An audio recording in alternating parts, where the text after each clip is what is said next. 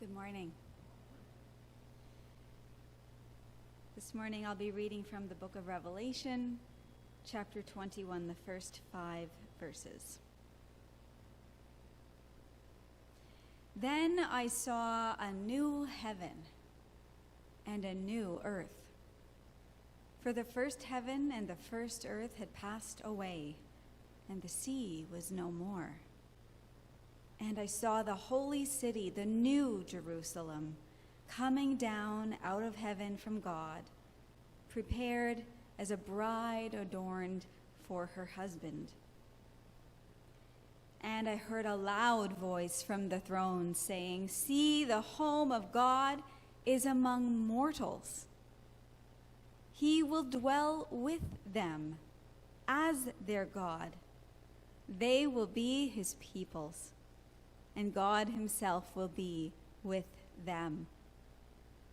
He will wipe every tear from their eyes. Death will be no more.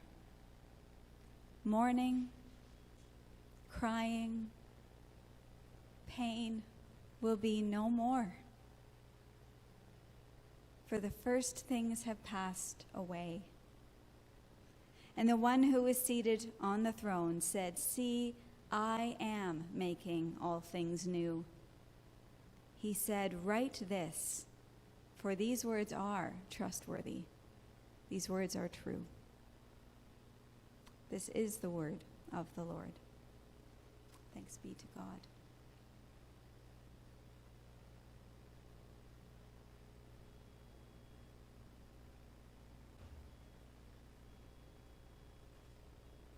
Can they Oh, see good to me? go. We're good to go. Okay.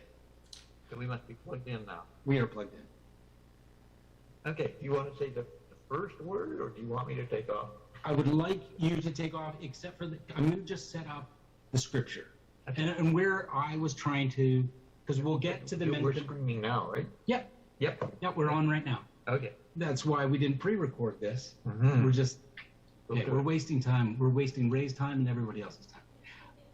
The reason why I chose this scripture from Revelation is because it is this beautiful scene. It's part of this beatific vision. It's using the culture's touchstones, its analogies, its images. It's using its culture to make a point of this new Jerusalem coming down and received as a bride. But it's also talking about that there's not going to be any pain or sorrow. There isn't the same. Some of the structures have changed. Some of the structures have changed, but some of it still remains. Yeah. And part of it is we can go through the Old Testament, through the Bible, through the New Testament too, where you have these structures entrenched and often abused. And we can talk about all sorts of different elements of culture, but particularly this gender-based structures, where in Genesis you have Jacob and Laban, his uncle, and the father of the women of Rachel, who he wants to marry, doing all this negotiation over bride price and the fact that he's going to have to work for 7 years, and then he ends up having to work another 7 years, and it's this haggling, and it's using these structures, and women are commodities at best. I mean, they do have a unifying factor, and they do lots of work, and they do sometimes speak. But a lot of times, especially when it's not just gender structures, but how explicitly they are used to silence or harm. And the story of Tamar. So skip 1,000 years or so to David's son. He's got a couple sons. Well, he's got more than that, but he's got these sons that he has one son that abuses his position and especially silences his sister in a very violent sexual way. And then on top of that doesn't marry her, which further entrenches this problem. Anyways, the structure, the reason why I was seeing this is we'll get to the men can cook, but it's this attempt to use, or as I saw it, use cultural gendered things to look at wisdom that are already there, but to find liberative aspects in it. I'm worried that that we might not have that. We need to look at that wisdom in our own tradition. Okay. And you wanted me to very quickly kind of sum up where SCORE has, what SCORE is doing and how we got involved and how St. Mary's got involved. So SCORE, of which Ray is the executive director, is a community-based organization in his hometown and in his home province, what we would call a province. And they started now almost 10 years ago or more. And it was started because Ray had a real vision of empowering the women in his community and also improving their livelihood at the same time. So he was using a new technology in agriculture. At that time, it was relatively new, but he was also using his sister to run it on a voluntary basis, pedaling a bicycle for kilometers at a time, and enlisted his mother as a model farmer. And so from that small beginning, a nice sized community-based organization has grown, and I had the privilege of spending a month with them earlier this year. Lived on the farm with his mother's farm, and now they're into health programs, into this gender program, into technology programs, making life simple for people through technology. Just a number of little programs. But St. Mary's got involved because the donor said we need to work with a small organization. And traditionally, SCORE has worked with MCC, Mennonite Central Committee, a wonderful organization that has been supporting them for several years. But MCC was too big. And so St. Mary's Road said, well, we'll sponsor you as a small group. And so that's how we all got involved. Yeah. And that's great. Yeah, I guess, so the connection is, I mean, you started off with this SCORE Against Poverty, has many different organizations. I thought it would be great if you could talk about the specific program Men Can Cook and the structure, the wisdom. Yeah, oh yeah, sorry. And they've got different things on the back. We've got a volunteer group.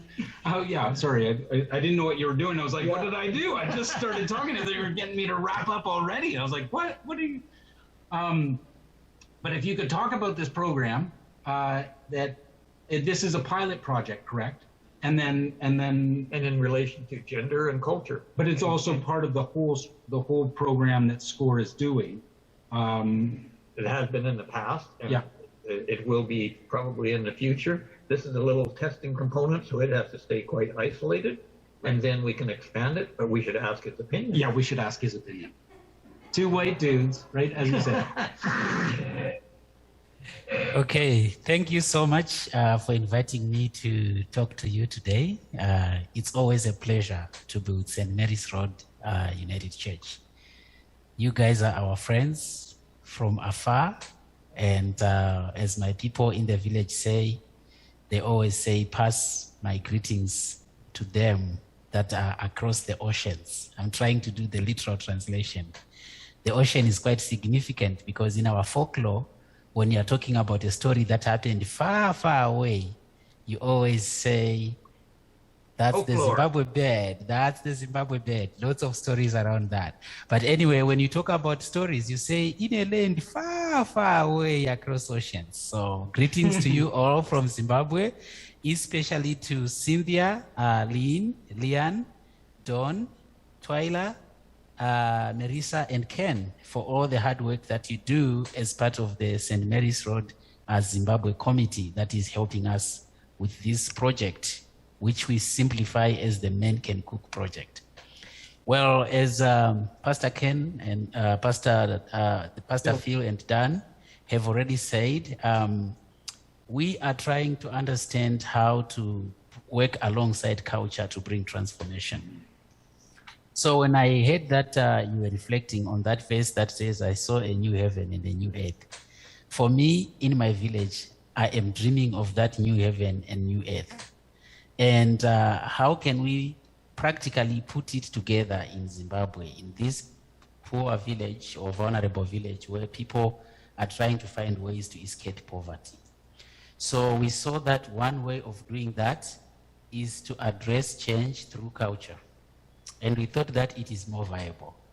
So a lot of people will say, how can you say we can address gender issues through culture when we know that traditionally, and as has been read in the Bible, cultures carry a lot of harmful practices, not just in Zimbabwe, but everywhere, anywhere in the world. Cultures do carry certain aspects that are good and also certain aspects that are harmful. So people may say, why? So I want to give you a few points about why. So the first one is localization. When you want to work with people, the first thing is you have to believe them. You have to work together with them in their communities, eating what they eat, which is what Dan was doing for the past month, sleeping where they sleep. Dan did not stay in a hotel. He was right in the community, waking up to goats and chicken and cows, and going to the field and checking on the crops and digging as well and harvesting. And so that's localization. So when we all work together with the same understanding that people and local capacities are valuable, then there is trust. And when you generate that trust, then there is engagement, there is learning, there is innovation, there's experimentation, and of course, there is scaling up. So this is one reason why we as SCORE try to leverage culture in addressing gender-based barriers or gender inequalities. The second thing is that we do value indigenous knowledge systems. It is not true to think that everything indigenous is wrong. There are things that we can learn. Even you in Canada, you can also learn from my village. And my village can also learn something from you, including the indigenous people in Canada.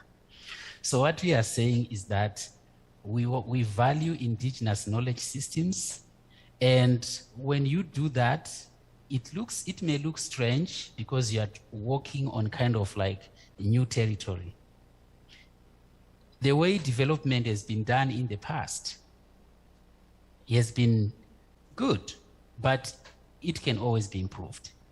So this idea that knowledge systems are just imported from outside of Africa, in this case, outside of Zimbabwe, Mwenezi, which is my village, does have its own strengths. But you can also improve it and refine it by embracing the knowledge and capacity that already exists in those indigenous knowledge systems that are there. And when you embrace and put that together, you catalyze the processes and innovation will take place. And once innovation has taken place, you now see new paths, new ways of understanding, new ways of finding meaning. I think Dan spent a lot of time trying to understand, when you say this, what exactly do you mean? New ways of finding meaning. And of course, when you do meaning making, then of course, you start to realize that maybe certain cultures have certain strengths that can be leveraged, and there are also certain weaknesses that can be improved on. Yeah, a beautiful example of that, Ray, if you can just quickly touch on it, is the ability that SCORE had to influence through the COVID program working with the traditional healers. And we have three to 5 minutes left, but maybe you could touch on that as an example of what you're talking about. Yes, for example, when the COVID pandemic hit Zimbabwe, the first thought that we all had was to use the formal medical systems to address the challenge. So they were the medical systems that are formalized, where we have a doctor, a hospital, a clinic, were the ones in front leading the fight against COVID. But in my village, we saw that a small fraction of people were going to the hospital either for testing or to talk about their symptoms. There is a day that my team looked at who was going to the hospital and who was going to the traditional healers. They discovered that less than 20 people had visited the hospital to talk about, oh, I feel a headache, I feel like I have a fever. Yet, early in the morning, around 3 a.m., over 400 people were at the traditional healers' shrine, looking for assistance and looking for and all the problems were all COVID related. Now, when you see that, you begin to realize that there was a strength. In fact, the primary message bearers were supposed to be the traditional healers because they had the people. People were coming to them. They were readily available and they could attend to them. So SCORE now catalyzed the relationship between the Ministry of Health and the traditional healers and the prophets. They brought these three parties together, worked together on COVID prevention measures that can be understood and appreciated by all of them. And then from there, we started to see a reduction in COVID infections, an increase in interest to talk about washing hands, putting on masks, and of course, we started to build a healthy community. So this is one good example. The other one is with our Men Can Cook. Basically, what we are doing is that we are creating a safe space for men and women to come together collectively, discuss their issues, and try to find solutions. So with the Men Can Cook, we do have the Men's Forum on Gender. On the Men's Forum on Gender, this is exclusively a men forum. There are no women. The facilitator is male, and everybody there is male. Why create that? It is in line with our cultural values, where we do have the Men's Indaba, which is a place where men sit and discuss ideas. Now, when you think of it, men are able to moan, talk about the gender inequalities in the villages, talk about how that has affected their relationships with their wives and children, in a safe space where they can be vulnerable and where they can listen to each other. Men are able to challenge each other without embarrassment. And as a result, people start to listen and they start to engage and to innovate and to come up with new ways of working together. For example, when Dan was in Zimbabwe, he saw men that are now cooking for their children. So a man literally practices cooking and takes the food to the child, something that would not happen. We also saw men who stand up to vouch for women, to say, I want my wife to also have a passport. I want my wife to also have a phone so that they can do business. So those transformative measures only happened because we leveraged culture. We provided a conducive environment for men to mourn, lament the losses that would happen with the loss of power, but also think about the way forward in trying to address this challenge. In the meantime, women groups are busy thinking of the topics that men should talk about. So when women sit down under a tree, they are thinking about what are the real gender issues that affect us every day. And the gender facilitator for the women's group is picking up those conversations and feeding them to the men's group. Now, women also are now the ones providing evaluation. So when Dan was in Zimbabwe, he spent a lot of time with women. What is exactly changing? How are relationships at home? Is it getting any better? So you can see that we are engaging men and boys for the benefit of women and girls. And we are using our cultural system to leverage that energy and momentum to be able to achieve that. Yeah, yeah. Well, I mean, do you need to run? No. No. You're just anxious about us. Yeah. Yeah, we're fine. Yeah. Okay. I can always cut my stuff. Yeah. It was, I guess 2 parts with it is one, is there any fear that there is the undermining of the culture through these other initiatives? I mean, you built up the trust, and you have that trust. But I guess one of my concerns is one, will they feel like it gets undermined, the wisdom, the deep roots of the culture? And the other part of that is, do you have any fears of a reverting back when the program ends? Or like how deep will those roots go, or the new fruit as it were change? Thank you very much for that question. First of all, I want to just underline the fact that our culture is a very oral culture. And we master everything that we are taught in the head. So it's all mental work. We don't read books as you do, you guys. You write things down. So the source of information is very important. So in your case, you want a peer-reviewed paper. For me, I want the information to come from the chief. If it comes from the chief, it's peer-reviewed.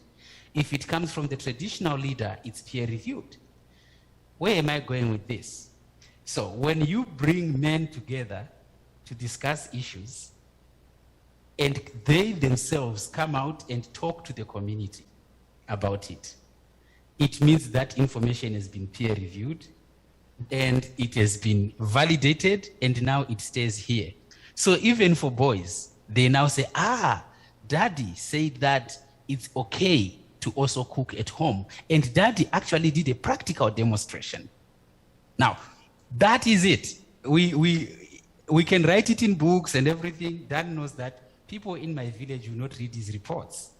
So he came up with an idea of pictures and drawings, because they will look at pictures and drawings, of course. But here, I'm not saying that they cannot read, but I'm just saying we are from oral cultures. So that knowledge preservation takes place naturally when you harness those cultural mouthpieces that are normally used to convey messages. So in this project, chiefs are involved, senior church leaders are there, senior traditional leaders are there, men who are fathers, because the father carries a lot of power. Now, on the side of women, it is the aunt, it is the mother-in-law, it is the grandmother. Those are the power bearers. And when they say, this is the order, that's the order. Now, they are also involved in a safe space. And when we say it's safe for women, people would think that women are just like the only ones that are, women are just the terrible ones that are doing these things. But remember, even women amongst themselves. Because women that are reading the same passage that you're reading about women being commodified, can also be telling other women, no. Even in the Bible, a man cannot cook. Even in the, they might be saying such things, So that safe space is for women to also learn together, and then they pass that knowledge to the younger generation in a very safe space. Then in terms of having this fear that culture might undermine the progress, that is exactly the reason why SCORE exists, and that is the